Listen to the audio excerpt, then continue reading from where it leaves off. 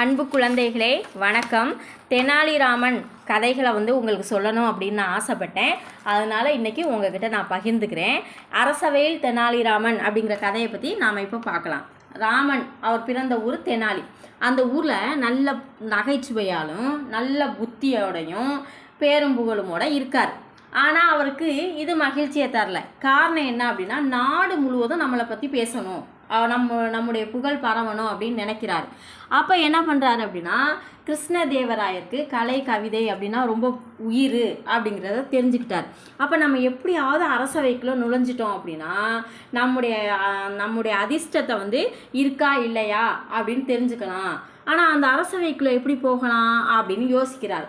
அப்போ தெனாலிக்கு பக்கத்தில் உள்ள மங்களகிரி அப்படிங்கிற ஊருக்கு அரச குரு தாத்தாச்சாரியார் வர்றாரு அப்படிங்கிறத தெரிஞ்சுக்கிட்டாரு. இந்த தாத்தாச்சாரியாருடைய அனுமதியை நம்ம வாங்கிட்டோம் அப்படின்னா எப்படியாவது அரச சபைக்குள்ளே போயிடலாம் அப்படிங்கிறத என்ன பண்ணிட்டாரு, உறுதியோட தெரிஞ்சுக்கிட்டாரு.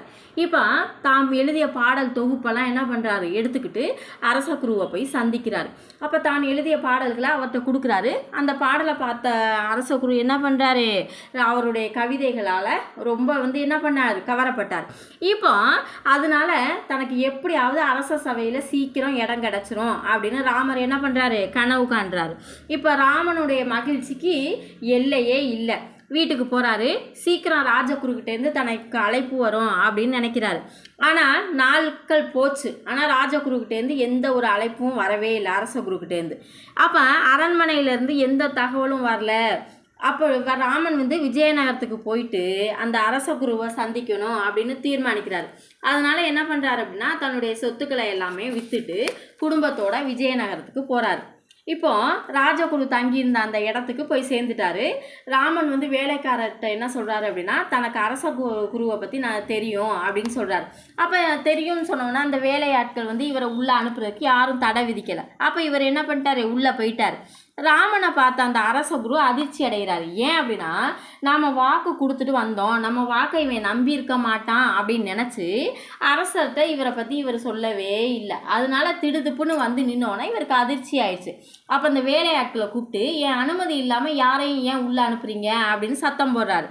அப்போ இவனை பார்க்குறதுக்கு திருட மாதிரி இருக்கான், உடனே வெளியில் அனுப்புங்க அப்படின்னு அந்த ராஜகுரு சொல்லிட்டார். இப்போ காவலர்கள் என்ன பண்ணுறாரு, ராமனை அவர் சொன்னபடியே வெளியே அனுப்பிட்டாங்க.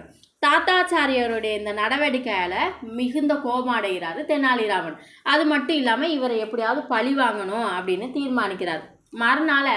மறுநாளே அதுக்கு ஒரு வாய்ப்பு கிடைச்சது. என்ன அப்படின்னா, மந்திரவாதி என்ன பண்ணுறாரு, தன்னுடைய மந்திர தந்திர செயல்களால் அந்த அரசவையவே என்ன பண்ணுறாரு, மகிழ்வித்து கொண்டிருந்தார். அரசவையில் ராஜா இருக்கிறாரு, அந்த அரசவை கவிஞர்கள் இருக்காருங்க, அமைச்சர்கள் இருக்கார், தாத்தாச்சாரியார் எல்லாருமே இருக்காங்க. மந்திரவாதி என்ன பண்ணுறாரு, அரசருக்கு தலை வணங்கி சில தகவலை சொல்ல ஆரம்பிக்கிறார். என்ன அப்படின்னா, மேன்மை தங்கிய அரசே, நான் என்கிட்ட போட்டி போடுவதற்கு இந்த அரசவையில் யாராவது இருக்காங்களா, என்னை யாராவது தோற்கடிக்க முடியுமா அப்படின்னு கேட்குறாரு. இப்போ அரசவையிலேருந்து யாருமே முன்னாடி எந்திரிச்சு வரல. இது மன்னருக்கு பெரிய அவமானம் ஆயிடுச்சு. தனது அரசவையில் ஒருவர் கூட போட்டி போட முன் வரலையே அப்படின்னு வேதனை அடைகிறாரு. அந்த நேரத்தில் ராமன் முன்னாடி நான் உங்களுடைய சவாலை ஏற்றுக்கிறேன் அப்படின்னு சொல்கிறாரு. இப்போ யாரோ ஒருத்தன் முன்னாடி இருப்பதை பார்த்த அரசருக்கு மகிழ்ச்சி அடைஞ்சிருச்சு. அவர் என்ன பண்ணுறாரு அப்படின்னா, வெற்றி பெற்றால் உனக்கு பை நிறைய பொற்காசு தருவேன், ஆனால் தோல்வி அடைஞ்சிட்ட அப்படின்னா உன்னைய சிறையில் அடைச்சிருவேன் அப்படின்னு அரசர் சொல்கிறாரு. இவரும் ஒத்துக்கொண்டு அவர் என்ன பண்ணுறாரு, ஒரு வேலையாளை கூப்பிட்டு அவர் காதில் ஏதோ ஒன்று எடுத்துகிட்டு வருமாறு தெனாலி சொல்கிறார். இந்த வேலையாளும் போய் ஒரு பை நிறைய ஏதோ எடுத்துகிட்டு தெனாலி கையில் கொடுத்துட்டார். இப்போ தெனாலி ராமன் என்ன பண்ணுறாரு அப்படின்னா, மந்திரவாதியை பார்த்துட்டு, நான் கண்ணை மூடி சில செயல்களை செய்வேன், நான் செய்யக்கூடிய இந்த செயலை நீ கண்ணை திறந்துக்கிட்டு செய்யணும் அப்படின்னு சொல்கிறார். உடனே மந்திரவாதியும் மகிழ்ச்சியோட ஒத்துக்கிட்டார். இப்போ தெனாலி என்ன பண்ணுறாரு, தன்னுடைய கண்ணை இறுக்கி மூடிக்கிட்டு ஒரு பையிலிருந்து, அந்த காவலாளி கொண்டு வந்த பையிலிருந்து என்ன பண்ணுறாரு, மணலை எடுத்து தன்னுடைய மூடிய கண்ணில் போடுறார்.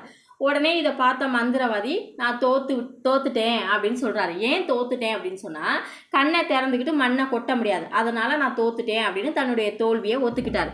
இப்போ அரசருக்கு கிருஷ்ணதேவராயர் ராமனை பெரிதும் புகழ்ந்து பேசுகிறார்.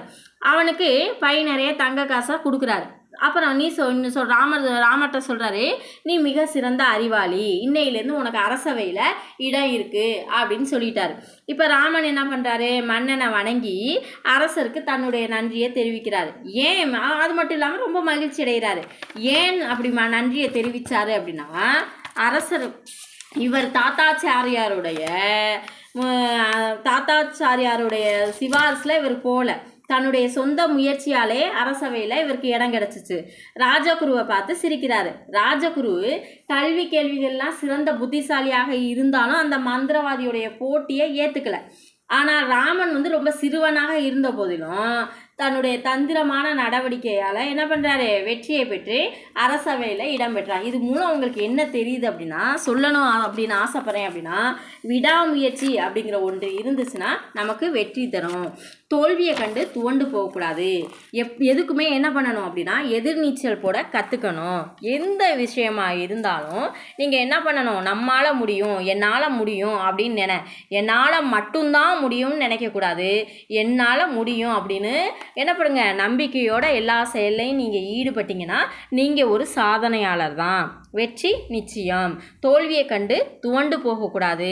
நம்ம இப்போ எடுத்து வைக்கிற அடியெல்லாம் என்ன பண்ணணும், வெற்றியே தரும்னு நினைக்காம சிறு சிறு தோல்வியிலேருந்து சிறு சிறு பாடங்களை கற்றுக்கங்க. நல்லதே நடக்கும். வாழ்க்கையில் நீங்களும் முன்னேறி ஒரு சாதனையாளராக வரணும் அப்படின்னு என்னுடைய வாழ்த்துக்களை தெரிவித்துக் கொள்கிறேன்.